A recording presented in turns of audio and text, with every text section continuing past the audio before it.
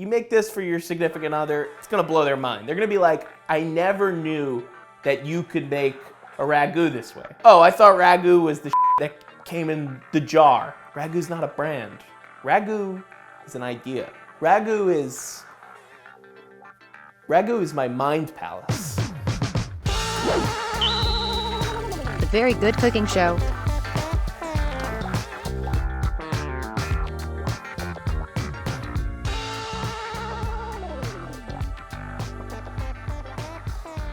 How should I start it off? What should I do? I'm getting camera shy. Oh boy. Today we're gonna make my roasted vegetable ragu. This is a perfect fall winter dish. It's got all of these great ingredients that are readily available in the winter. We're gonna take them and turn them into this delicious pasta sauce. It's gonna hit you right here. It's gonna hit you right here.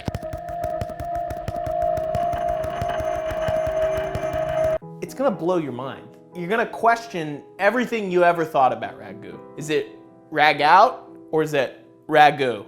I always think of this one as ragout because I feel like Italians, they're like, it's not ragu if it doesn't have meat and tomato in it. But like French people are more refined and they'll be like, ragu can be anything you want as long as you are smoking a cigarette.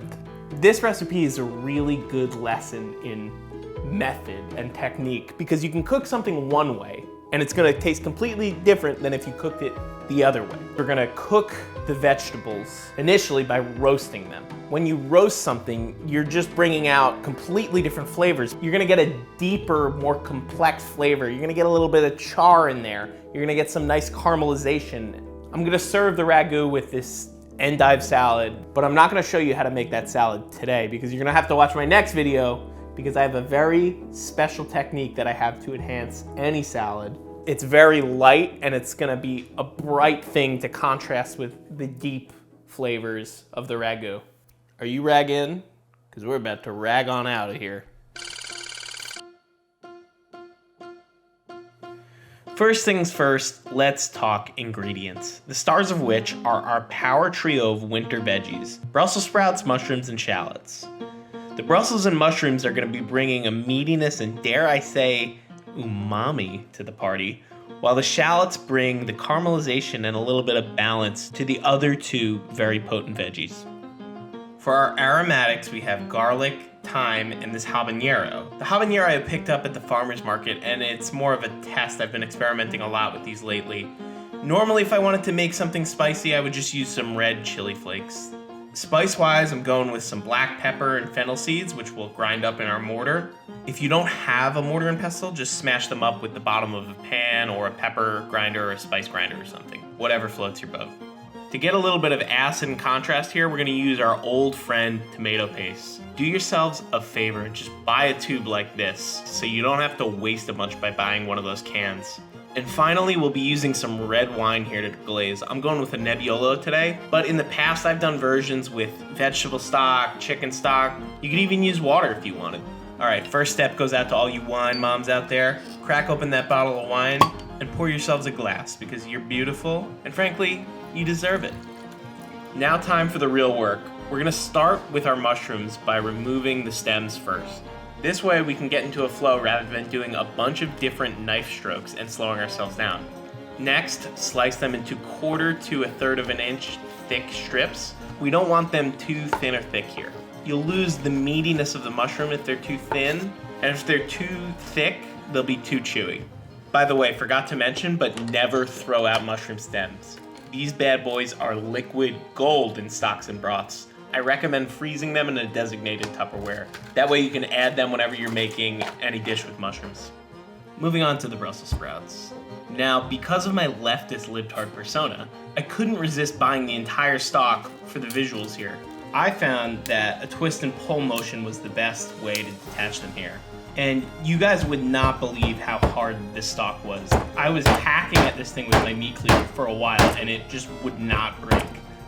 Holy I eventually did get it to break by like twisting it, but whatever. Again, just save yourself some time and just get them in the bag already. As you can see, some of the outer leaves of our sprouts here are pretty dirty, so we're gonna need to remove those. So we'll just chop off the ends and remove any of those dirty outer leaves. As for the chopping, we want a thinner slice here. If it's too difficult to slice the whole thing, just half them first and then cut thinly. But for God's sakes, just be careful, take your time, and do not cut yourself, whatever you do. Shallots. Peeling them sucks big time, but you gotta do it. Just chop off the ends, try to slice into that skin a little bit, and go from there. Once peeled, cut lengthwise about this thin, and please, I cannot emphasize enough, just take your time and be careful. Safety first, flavor second. Set your oven around 350 to 400 degrees. Every oven's different, but we want a nice steady heat. Now get out your sheet pans and get a good amount of oil on the bottom. I'm putting the Brussels on their own pan because they're a cruciferous vegetable, and those usually have a different cooking time than mushrooms and alliums, which cook faster. That being said, they're all chopped pretty thin, so I don't think it really matters that much. Drizzle a bit more extra virgin olive oil on top and mix. No salt yet. That's gonna slow down the caramelization process here, and we don't want that. Into the oven they go. Now you're gonna wanna check on these and mix them fairly often. As you can see here, not much color going on yet after about 15 minutes, but that's fine, just mix them up.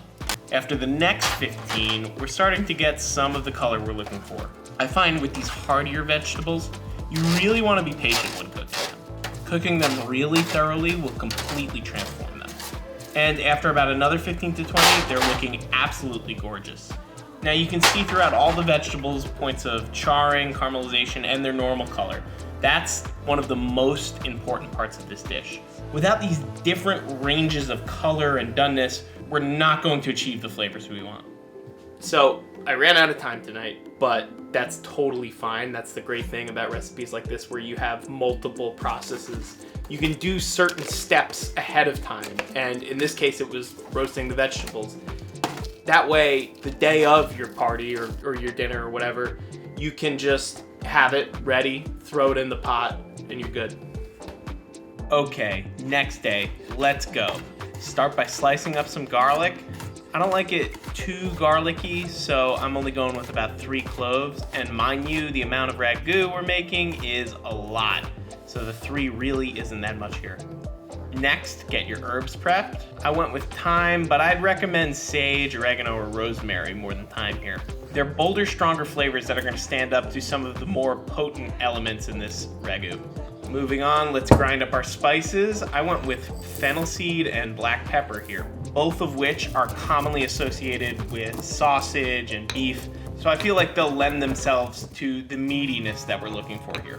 And if you've never used a mortar and pestle before, I highly recommend you do.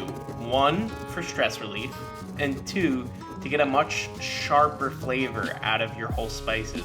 I think the grinding motion releases more of the oils within, thus giving us a stronger flavor. But maybe I'm wrong, I'm not a doctor.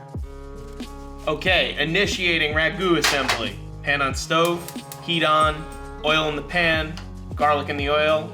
Let's go ahead and throw in our spices here to get them acquainted with our oil. And be careful here because we're not looking for too much color on our garlic. So throw in the roasted vegetables once our garlic goes translucent. Add a bit of salt for good measure. Then the tomato paste. Now we want our liquid to loosen things up a bit, add some flavor, and keep it from burning. Today I chose wine for this ragu, but when I started making this recipe, I used stock a lot in place, which was really great on its own. But here I wanted more of those traditional ragu flavors, so I went with a nice red wine. White wine or a lighter beer like a Pilsner or a lager would be great here too. Then poke a couple of holes in your habanero and throw it in. And full disclosure, I messed this part up. After I threw this in, I realized that this really wasn't the right use for this kind of chili. There wasn't really enough liquid in the pan. It didn't have enough time either to impart its heat.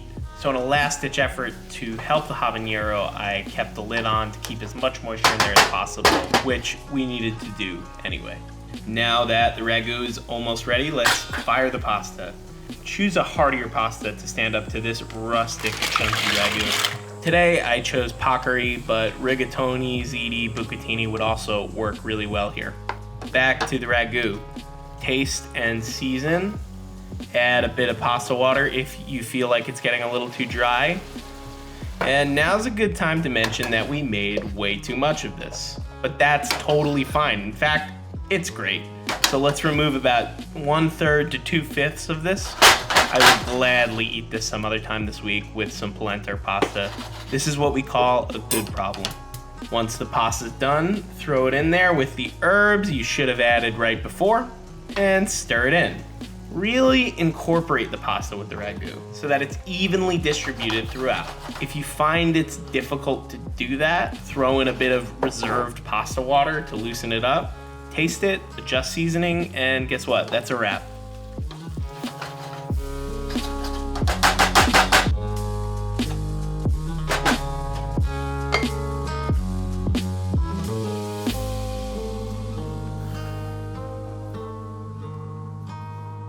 So first, let's go into our main course here, the pasta. If you look at it, it almost has more of a, when you have like a nice sundae sauce, the nice Neapolitan sundae sauce, and it just like tears apart, almost like pulled pork.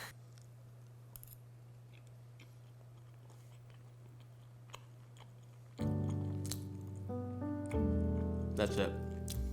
Let me get another one with a little bit more. This is just as good as any meat sauce you'll ever have. The mushrooms and the Brussels sprouts still have a little bit of chewiness that imitates that meaty, biting into a little piece of ground meat. But we also have those charred and caramelized flavors, and those kind of balance each other out. The sweetness of the caramelization and then that slightly acidy taste, the slight charring that we have there. And it tastes very complex, not like a bunch of vegetables thrown in a pan. We got a little bit of spice too coming in from mainly the black pepper, I think. I don't think our little buddy over here did too much. I don't think he really had enough time to do his thing. I would say the acidity that the wine and the tomato sauce gave to this really helped to balance it out, because it contrasts those more complex flavors, and it adds just a slight amount of brightness.